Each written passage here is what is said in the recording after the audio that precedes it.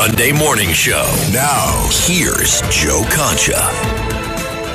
And welcome, everybody, on this lovely Sunday morning as we head into what hopefully for many of you is a long week off heading into July 4th, the 4th on a Saturday this year. Perfect, actually, 2:50 on a weekend day. And I'll be down in Long Beach Island, New Jersey. That is my annual jaunt to exit 63 off the Garden State Parkway, where they just have it. It's awesome. If you have, I'm going to stay at this hotel. It's on the beach, right? And trust me, this isn't the Four Seasons. Okay, they're okay, but it's basically like 2 beds and a balcony. All right, good enough for me. That's fine, and the kids, obviously, for that matter. But you have a main fireworks display at LBI that goes on over the bay, so the sun sets, and then you get this awesome fireworks display. It's not, what we see in New York, of course, but it's pretty damn close.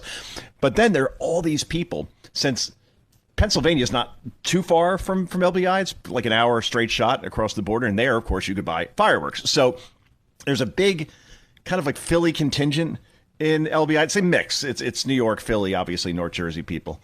But there are so many rogue firework displays that then go off that if you're on the beach, you will see. It's just one of the most awesome things ever. So we're looking forward to that. And hopefully you are off starting today or even yesterday. Meanwhile, since we're kind of in like a lighter time of year, so to speak, I just wanted to start out here with a happy 100th birthday to the great Mel Brooks.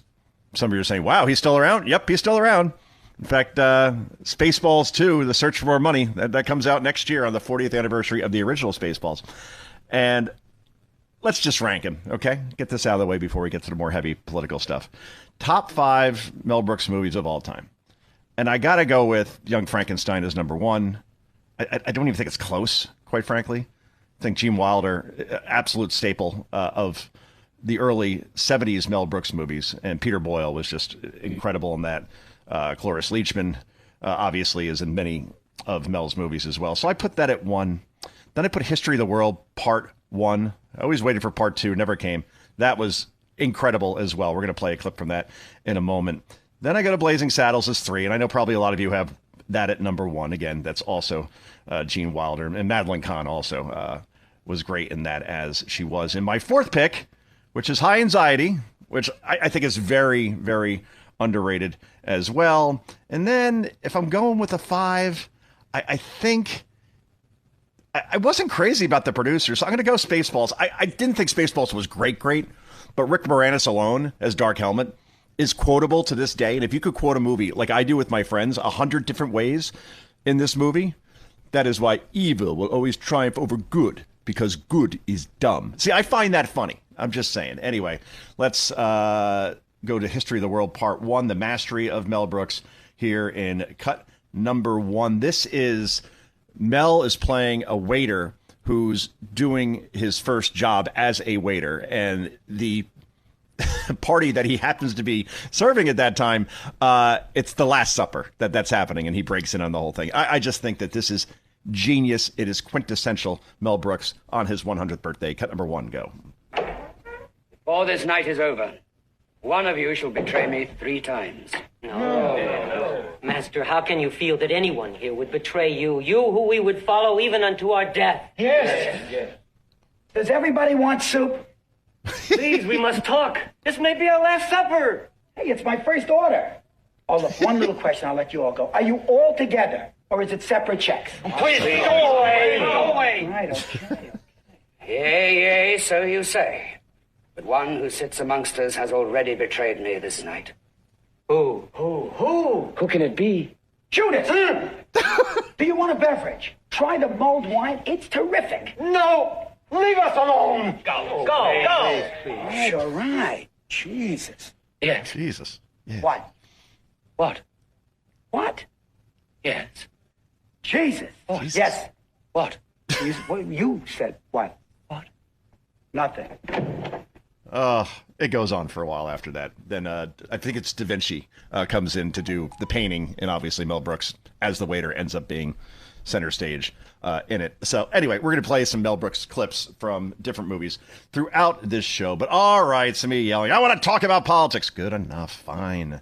I have a very big theme that we will cover today at length.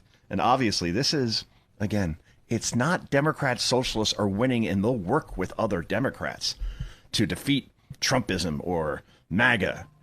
They, the DSA, Democratic Socialists of America, loathe the establishment. And they will primary them over and over again until they have the majority of power within the Democrat Party. Starting with Chuck Schumer, starting with Hakeem Jeffries. We played the clip earlier this week, Tuesday night, after Mamdani, all three of the candidates he endorsed, communists. Like, again, we're not calling them socialists anymore. We're going straight to the communist label because that's exactly what they are. Or Marxists. You want to go down that route? Kind of the same thing. Anti-Semitic communists and Marxists who hate Democrats a lot and hate this country even more. So AOC, who is a Democrat socialist, was asked about Darlisa Chevrolet, who will be a congresswoman representing New York. Chevrolet, I cannot get over this. Not only does she think that if you murder someone in this country, you probably shouldn't go to jail. Think about that for a moment, because she thinks that it's discriminatory against blacks and Latinos. And because of the stress that blacks and Latinos minorities are in this country, maybe that's how they act out their stress. So we really should be understanding of that without one thought of, like, what about the person who got killed? Have we thought about that for a moment? Oh, man. So anyway, here is AOC trying to talk about how she may support Darlisa Chevrolet, but when presented with certain things that Chevrolet has said about abolishing, defunding the police, still believes that. And most other Democrats are like, this is a loser. We're not going to go down this road anymore. Oh, no. Abolish ICE, abolish border security, abolish prisons. Even for AOC, this may be too much. So then AOC, when she's remotely challenged, it's great because she morphs into the humor Chernobyl that is Kamala Harris outside of a teleprompter, as you will hear here in cut number 6. Go. She attended a pro-Palestinian rally in Times Square the day after the Hamas attacked Israel. She said she was worried about an outsized reaction that cost thousands of people their lives. She has not backed away from attending that rally. She deleted a Twitter account that had a number of posts that called for the abolishment of police and prisons. According to CNN in 2021, this is what there's a reference to. She posted, "A world without borders, just like a world without prisons or police, is possible and necessary and the only moral way forward." She's again has said those posts don't reflect who she is today. You do not speak for her. You speak for yourself. And I know she's tried to distance herself. She's probably under a greater level of scrutiny she's ever been in her life. But does any of that give you pause? I think that, as you said, she has indicated that here it comes. She has regret over the way that she issued those statements. I genuinely believe that the gravity and the responsibility of this role has a way of inhabiting you. And I genuinely believe that we have to give people the opportunity to occupy their beliefs within the gravity of becoming a duly elected member of Congress. I don't know what she just said. I'm not sure she knows what she just said. To quote Trump to Biden one time. Talk about somebody, this is how Democrats are in every interview. They don't know how to handle this takeover, where you just list the things that these people have said. There is no defending them. Forget 80-20 issues. This is like 99 to 1% issues. Yet, well, they want power in the Senate and the House back. So as long as they have a D next to their name, right? No, this is Christmas in June for the GOP. These are walking, talking campaign ads. And trust me, Republicans will now paint every Democrat not named John Fetterman as communist.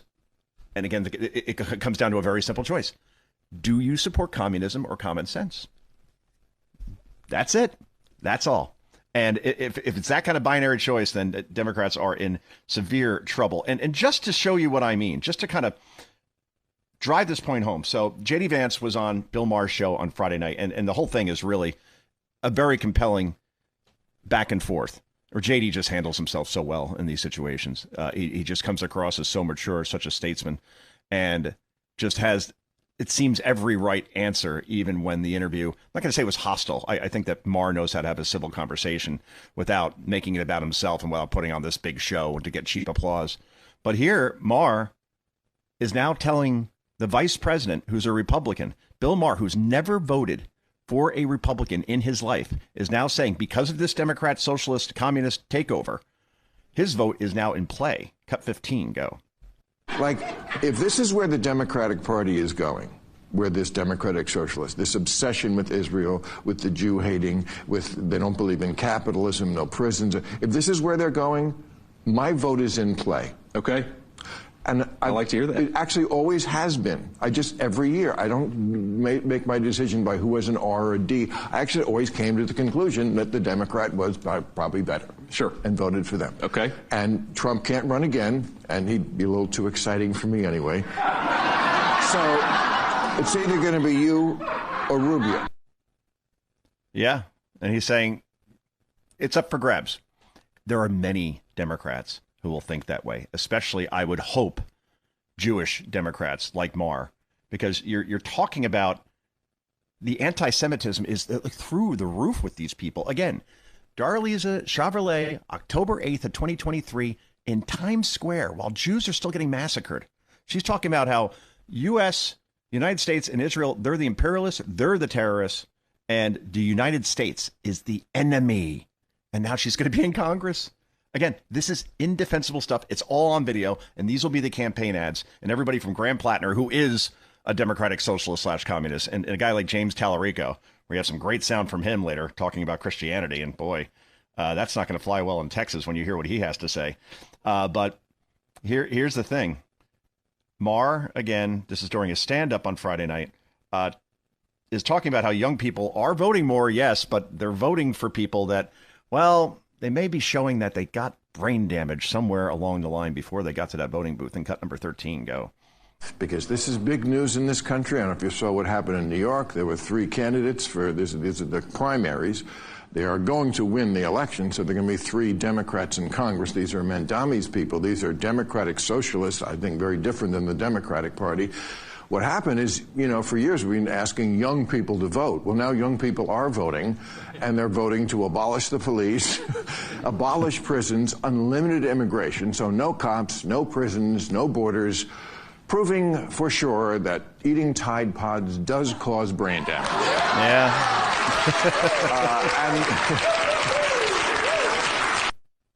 It's so true. That's where this change happened, I guess. But I just don't think these young voters have any idea what they're voting for. I think they hear the free stuff, and I don't even think that they're dumb enough to believe that the free stuff will ever come about without them paying for it in some way, shape, or form. Remember Margaret Thatcher. The problem with socialism is that you eventually run out of other people's money. And we're already seeing it with Mamdani, with the grocery stores in Manhattan, where these things were projected to cost X, and now already the budget has doubled. $30 million for each store. And that's going to help with affordability. 5 stores out of well over 1,000 government run, which have failed in the Soviet Union, Cuba, Venezuela, when tried before. I can't wait for the free childcare. That's going to be projected to be, $10 billion. You're talking about taking care of children in the city? And then parents don't have to pay for it in any way, shape, or form? Okay. How are you going to pay for that? Another bailout from upstate New York? And then the free busing. Can't wait when that finally comes to fruition. That's right. It probably won't. And then Mamdani will blame Trump, MAGA Republicans, and Elon Musk somehow. Anyway, this is Joe Concha. This is the Tunnel to Towers Foundation Sunday morning show. Back with so much more in just a moment. It's the Joe Concha Tunnel to Towers Foundation Sunday morning show.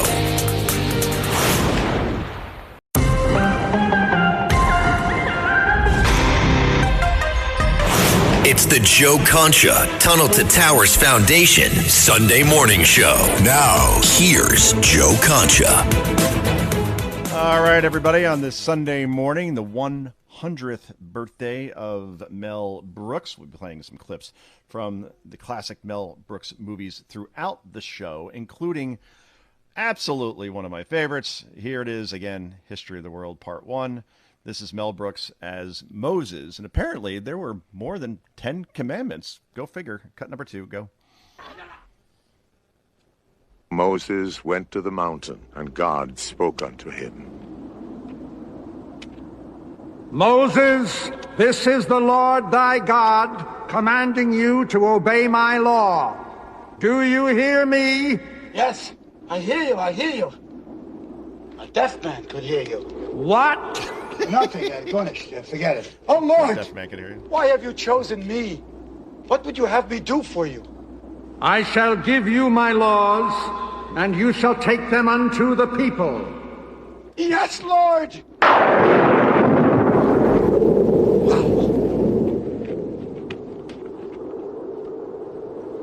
So he comes back with several Lord, stones. I shall give these laws unto thy people. Hear me! Oh, hear me! All pay heed! The Lord Jehovah, has given unto you these 15... Wait. 10 commandments for all to obey. Oh, that's great. You got to wonder what the other 5 commandments were that were accidentally broken when Moses dropped that stone tablet, excuse me. But all great stuff there, certainly. Worth rewatching. Maybe on this Sunday night when there's not a lot going on. You know, the World Cup, we go to the knockout stage. If you're the U.S., you play Bosnia in the next game. And again, this is now knockout, meaning one and done like the NCAA tournament. And then the U.S. is going to have to play some real teams. Then they may have to play a France or an Argentina or a Brazil or a Germany or a Portugal. Then things get very interesting. We'll see if this team really has what it takes. Oh, what the hell? Let's do one more Mel Brooks before we go to break. This is from History of the World Part 1. Are you seeing the theme? And this is, at this point, he is playing the king in France right before the Revolution, the French Revolution. But up until that point, it was really good to be the king, especially if you're Mel Brooks as the king. And any girl that's basically on the property, well, it's free reign. We'll put it that way. And cut number 3, go. Your Majesty. How's it going, Marie?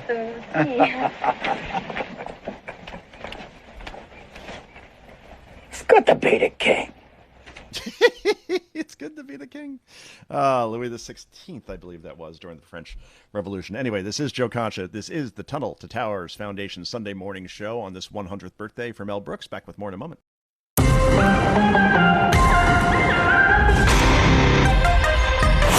It's the Joe Concha Tunnel to Towers Foundation Sunday morning show. Now, here's Joe Concha.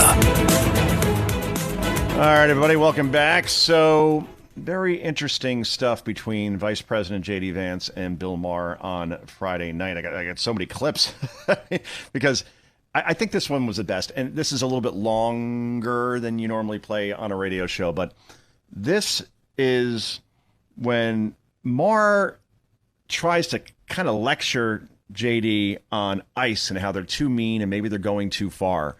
And the way that Vance is able to gather his argument and do so in such a civilized, almost charming fashion while bringing the hammer all at the same time really is a gift. And again, if it's JD Vance or Marco Rubio, I don't care who Democrats put up, or JD Vance and Marco Rubio. They're both so good in these situations. And they're just unflappable, and they just don't make mistakes that make it easy to attack them, right? I mean, I guess Vance had childless cat ladies that he said back in 2011, and that was the biggest controversy ever. But which, when you look back at what he said, he was accurate. More and more women are not having babies. We used to have an average of 3 children per household back in the mid-1960s. And now that number is barely over 1. So, yeah, more people are not getting married until much later in life, or they're swearing off marriage altogether. And I've shared this poll before. It's worth repeating. Kamala Harris voters in 2024, NBC News poll, showed that as far as when asked the question, what do you think would make your life feel fulfilled? And coming in at 11th was getting married, and coming in at 13th was having children. Meanwhile, if you asked young male Trump voters the same question, what would give you fulfillment in life? Number 1 was getting married. Number 3 was having kids.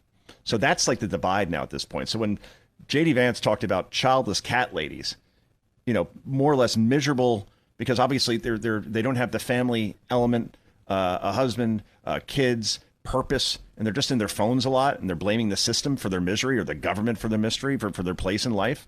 And they have a lot of cats for whatever reason. Let's put it this way. In San Francisco, there are more cats in that city than children.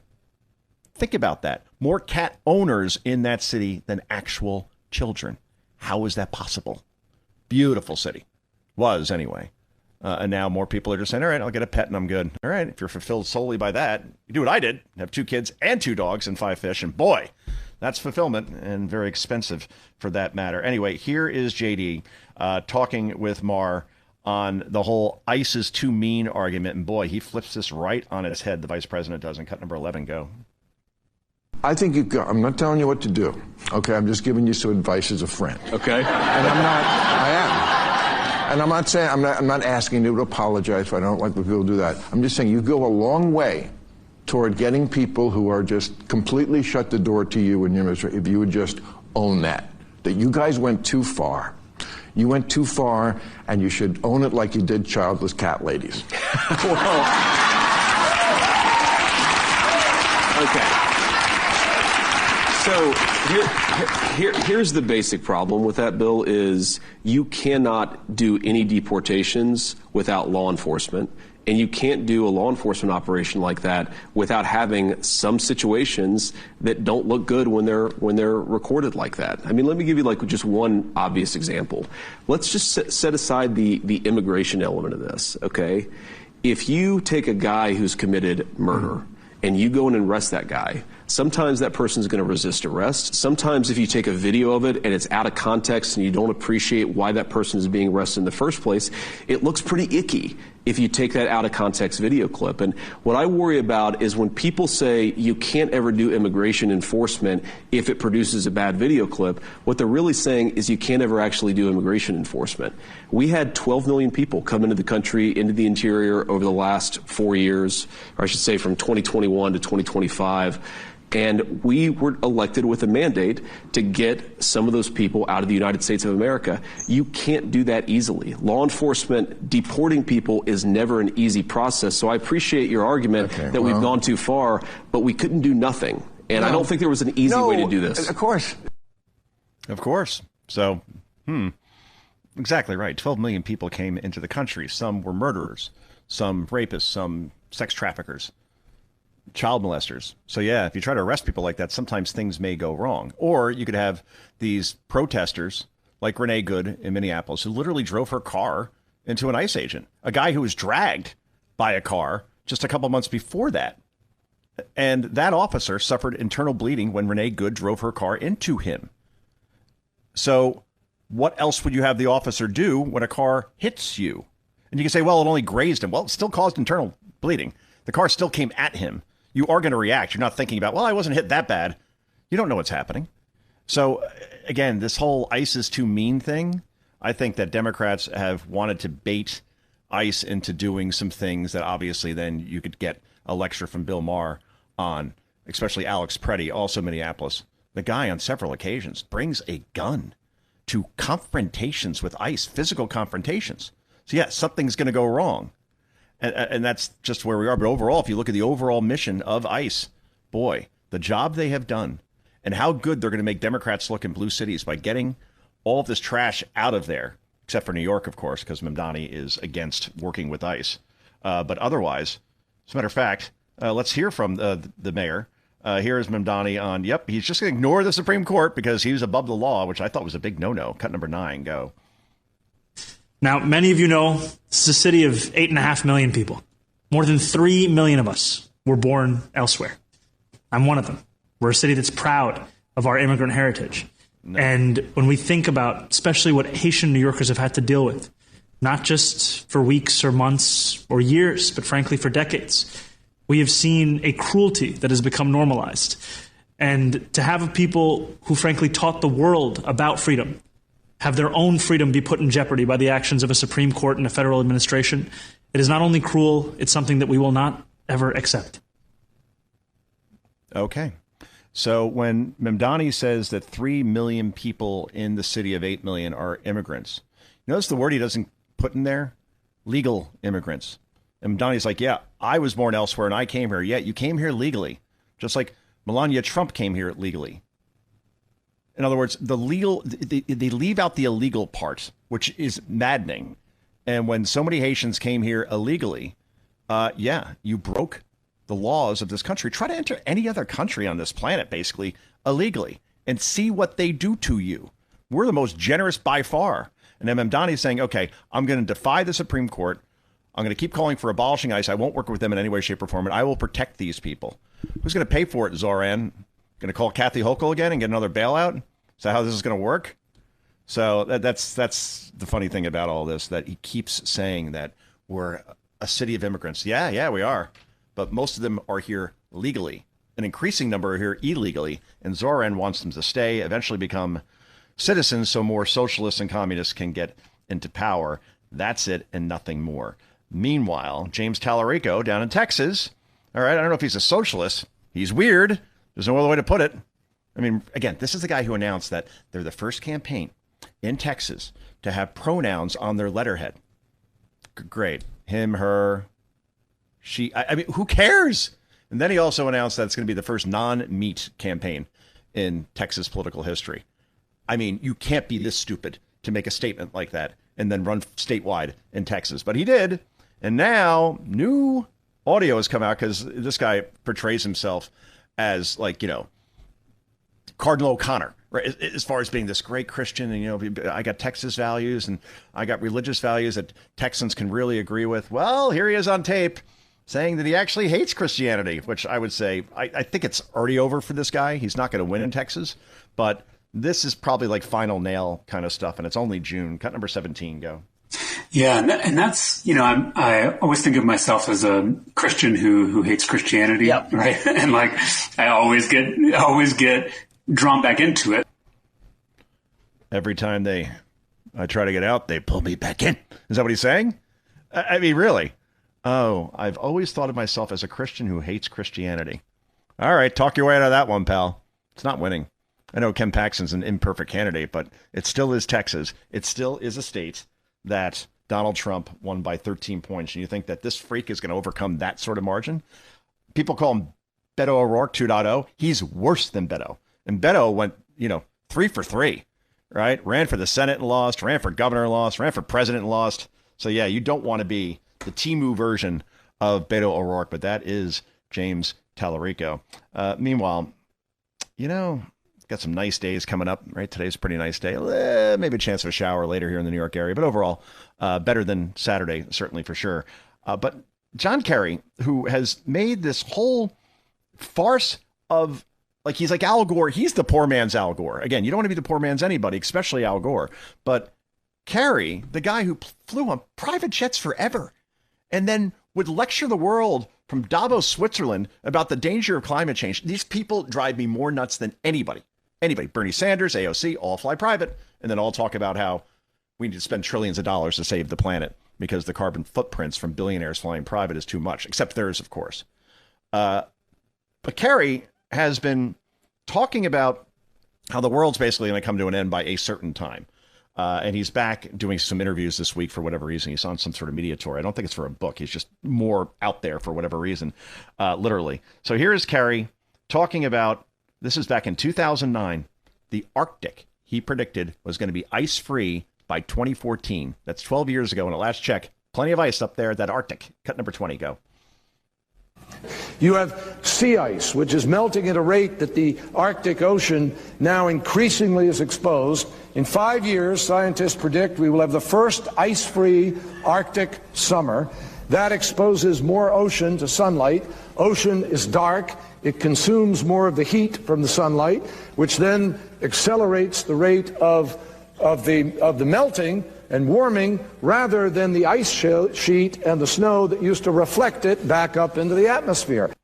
Oh, okay. Well, again, that was 2009. And he said it would all be gone by 2014. And here in 2026, there are literally millions of acres of ice at the Arctic Circle, North, and Antarctica down south. In fact, it's expanded.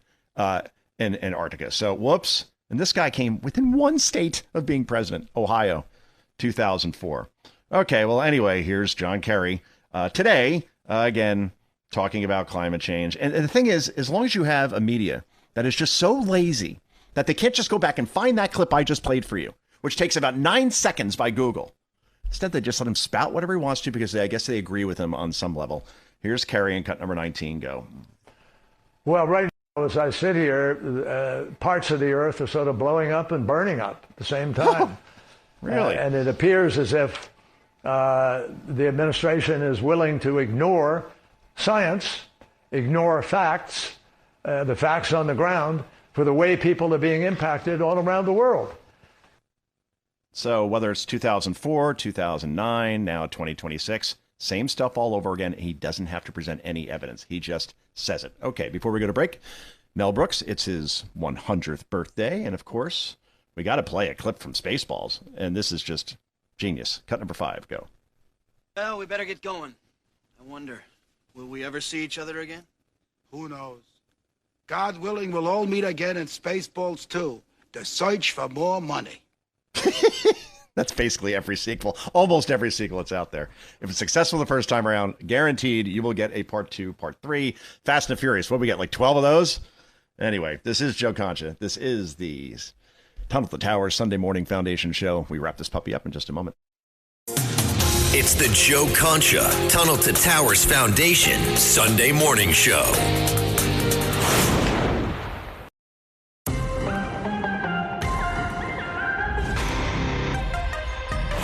It's the Joe Concha Tunnel to Towers Foundation Sunday Morning Show. Now, here's Joe Concha.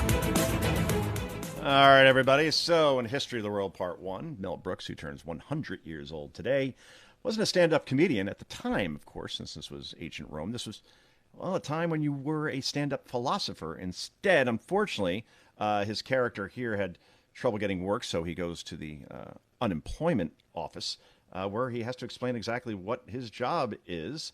And this is cut number 4. Go. Random attention!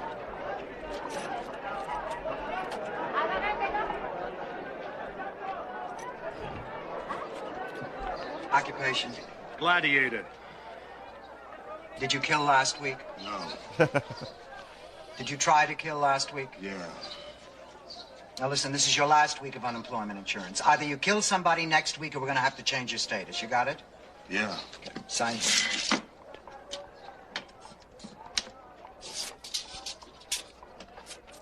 Next. Occupation. Stand-up philosopher. What? Stand-up philosopher. I coalesce the vapor of human experience into a viable and logical comprehension. Oh, a bullshit artist. Oh. Did you bullshit last week? No. Did you try to bullshit last week? Yes. Comicus! Comicus! Comicus! Back in the line. Back in the line. He's not in line. He's not in line. He's my agent, Swiftus. Good news. I just got you a job. Now that you're working, you won't be needing this. Wait a minute. That money is mine. I'm sorry. I'm on my wine break.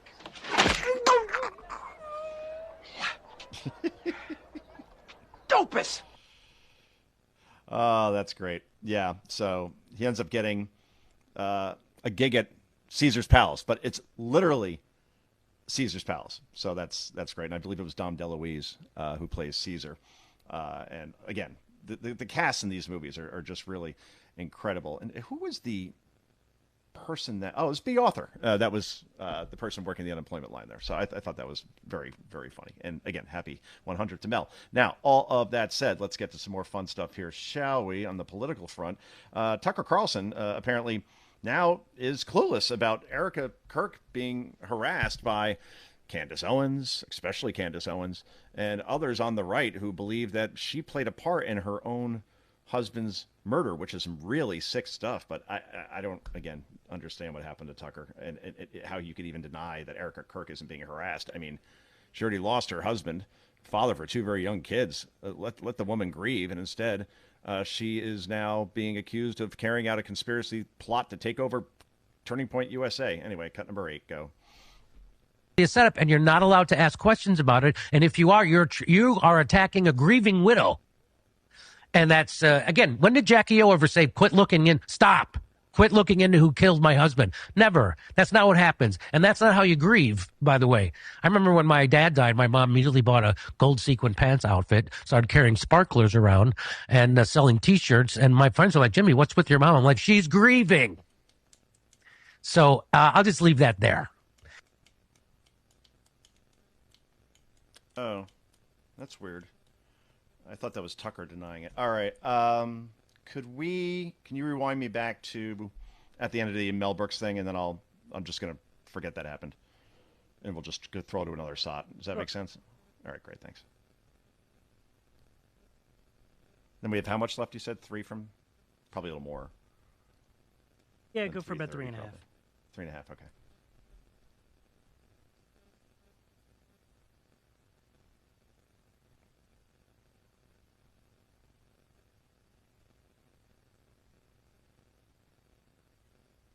You gonna go, or am I gonna replay the? Oh no, I'll go. I'll just pretend. All right, we just came out of whatever I said about Mel Brooks, and there we go. Okay. Meanwhile, yes, even more from Bill Maher on Friday night with J.D. Vance, and before J.D. came on, this is from his monologue talking about, hey, good news for Graham Plattner. You're no longer the weird one. Cut number 14, go. Yeah, her name is Doria Lisa Avila Chevalier. They call her DAC. She makes AOC look like LOL times WTF.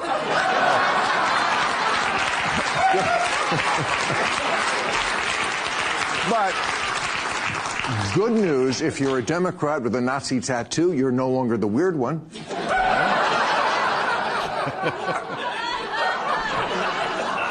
She also says that the United States, the country she's running to be a part of, is occupied native land, and says this country, America, is a fucking disgrace.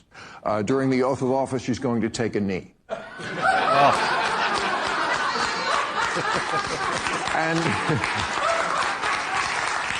And she's not too crazy about white girls. She calls ugly colonizer women, and she says black men and Arab men fetishize ugly colonizer women, to which the Kardashians wrote back, Oh, boy. Can only imagine what that was. Anyway, Chevrolet. I'm going to get that right eventually. J.D. Vance, as I said, was on the show, and this guy is quick. This is the type of sense of humor. You can't teach this stuff. You just got to be quick-witted. And here's J.D. Vance talking the difference between his book and Gavin Newsom's book. One very big difference, one might say. Cut number 12, go. Baptist, this is about your spiritual journey. That's right. Which is really That's interesting. Right. And by the way, well, very, very personal. Yeah. It reminded me a little of Gavin Newsom. He has a book here, and I was very surprised. It didn't look like his book. Had you read his book? People bought my book. That's the difference between... Okay, no, whatever. Sorry. Was that mean? I'm just saying, that's fine. Was that mean? Oh, boy. Speaking of Gavin, he actually said on his podcast this week that he doesn't believe that there's any bias over at MS Now or CNN compared to the right-wing media ecosystem, whatever that is. Cut number 21, go. And it's this sort of circular ecosystem, this sewer that has a presidential seal and gold leaf now.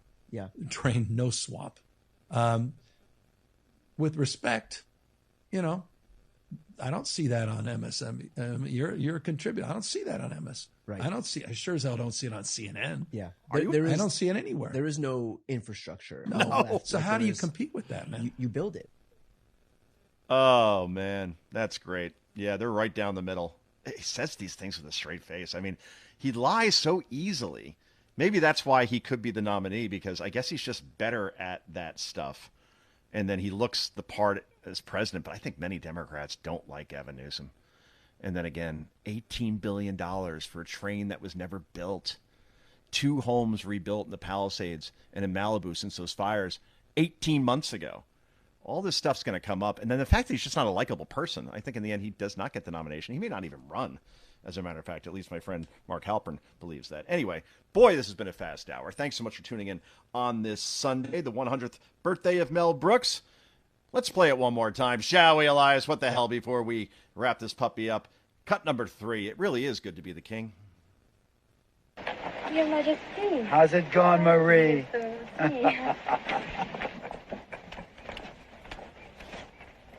It's good to be the king.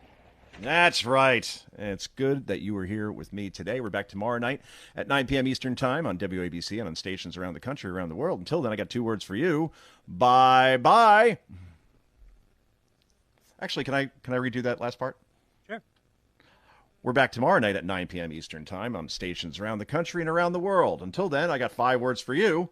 I screwed it up. It's 6 words. All right, let me try it again. And we're back tomorrow night at 9 p.m. Eastern Time on WABC and on stations around the country and around the world. Until then, I got 6 words for you. It's good to be the king. Bye-bye. All right, cool. All right, lighter show. Yeah, no, it was good. It was good. I like it. Yeah, thank you. All right, cool, man. If you need anything else, great. If not, I will bid you farewell. All right. Oh, yeah, some short forms. All right. 5 of them. 5? Yep, got it. Okay. Let's go with the first one. All right. You're rolling? I'll do 12 here first. Yep. Okay, great. Well, J.D. Vance was on Bill Maher's HBO show recently, and this guy shows he has not just the intelligence, not just the charm, but the comedic chops to be, perhaps, the 48th president. Cut 12, go. Baptist, this is about your spiritual journey. That's right. Which is really That's right. interesting. And by the way, well, very personal. Yeah. It reminded me a little of Gavin Newsom. He has a book here, and I was very surprised. It didn't look like his book. Had you read his book? People bought my book. That's the difference between... Okay, no, whatever. Sorry. Was that mean? I'm just saying, that's fine. I knocked that one out of the park. I'm Joe Concha. All right. Second one, we'll do Tallarico, 17. 3, 2, 1. Well, there's a guy who's running for Senate as a Democrat in the Lone Star state of Texas who bragged once that he is running the first non-meat campaign, which in Texas probably won't fly very well with voters down there.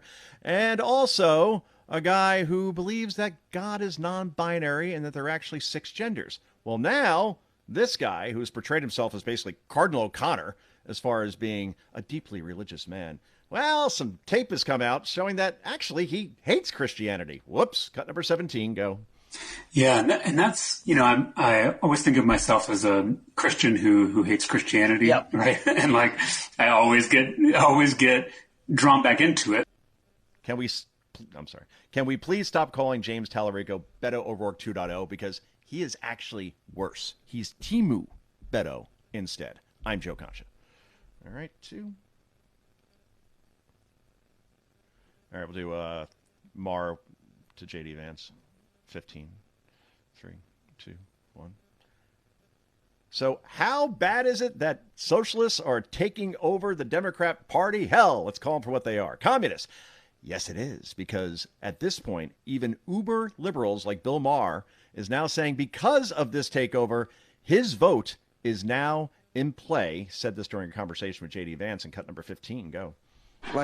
If this is where the Democratic Party is going, where this democratic socialist, this obsession with Israel, with the Jew hating, they don't believe in capitalism, no prisons. If this is where they're going, my vote is in play. Okay. And I like to hear that. It actually always has been. Every year, I don't make my decision by who has an R or a D. I actually always came to the conclusion that the Democrat was probably better. Sure. And voted for them. Okay. And Trump can't run again, and he'd be a little too exciting for me anyway. So it's either going to be you or Rubio. Yeah, his vote is in play. That shows you that Democrats are in big, big trouble outside of New York City and Washington, D.C. when it comes to the whole socialism is our new brand thing. I'm Joe Concha. You could cut his that SOT down. Maybe the part with Trump where he goes off on a little tangent. Okay. In the middle. All right. Now we're going to go to the Friday sheet, and we'll do Kathy Hochul with Let's Go Buffalo. and then we have the show bills. What number that is? Number 11. So 11 and 12 we're going to do here. Got it. You don't have to play the whole thing, obviously. We don't have enough time, but you'll know when to cut out. All right, 3, 2, 1. Governor Kathy Hochul apparently is from the Buffalo area. And after all these years of the Bills having a chant that even the most casual fan knows how to sing, she still butchers the thing. Cut 11, go. Let's go, Buffalo. Let's go, Buffalo. No. All right, seriously? You're going to win a championship season with that kind of enthusiasm? Men and women of labor, you know what I'm talking about. Let's go, Buffalo. Let's go, Buffalo. All right, we got to give this place some good karma, right? That's not how the chant is supposed to sound. It's supposed to sound like this. And cut 12, go. The Bills make me wanna shout, kick your heels up and shout, throw your hands up. So here, Elias, just get to the chorus. It's about to come. Come on now, the Bills are making it happen now. Stand up now, come on and shout. Yeah, yeah, yeah, yeah. Say you will. Shout it right now, baby. Say you will. Come on, come on. Say you will. Come on and shout. Say you will. Yeah. Right from here, probably. Buffalo's happening now. We're on the move now. No, it's coming up, sorry. They're making it happen now. We got the spirit, a lot of spirit, yeah. We got the spirit, just watch it happen now. Hey, hey, hey, hey, let's go. Let's go, Buffalo. Let's go, Buffalo. That's the Bills make me wanna.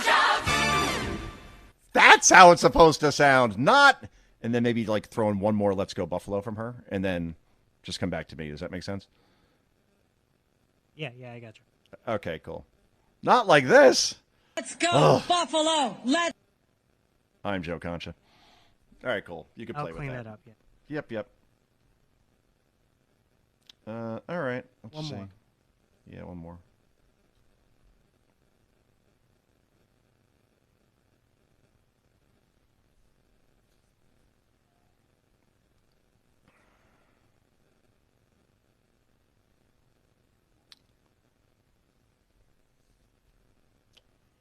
Okay. I'll do cut 10, I guess. Probably have to cut this down.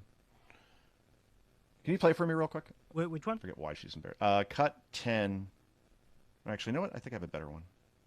Don't I have Whoopi and Sonny going off on? It might be from Thursday. Let me go to Thursday. Sorry, 6:25. That probably came from Kevin. It's a Meeks on Thursdays. Cut 10. Oh, that's Meeks? A guy named Meeks sent it? No, it's Representative Meeks talking about socialism. Oh, yeah. Right. Now, what I want from Thursday is, here, I'll get it. I think it's like Whoopi and Sonny saying no one wants voter ID. He torpedoed the bill because he wants another bill signed. Yeah. Right. And this one, right? It seems to me no one wants to sign this bill. Doesn't have the votes. It doesn't Take it have from the it votes, seems and to- so he's wait. trying to So push he's it trying and from do there? all kinds.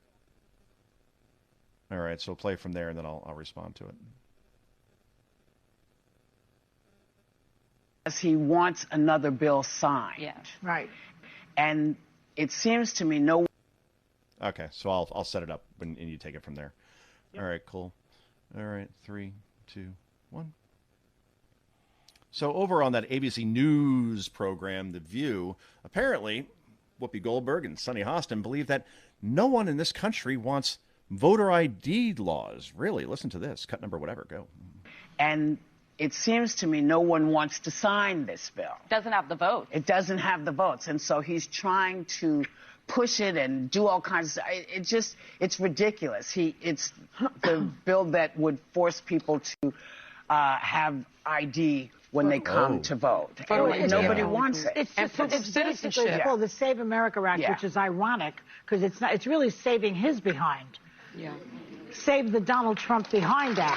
There are probably portions of the Save America Act that could pass, but the bill itself does not have the votes. But you could probably stop it from nobody wants it before like Joy jumps in. And then I'll just be like, oh, nobody wants it. I'm sorry. Oh, but nobody wants it except for every poll showing 8 out of 10 Americans want voter ID, including a majority of Democrats, blacks, and independents. But besides that, I'm Joe Concha.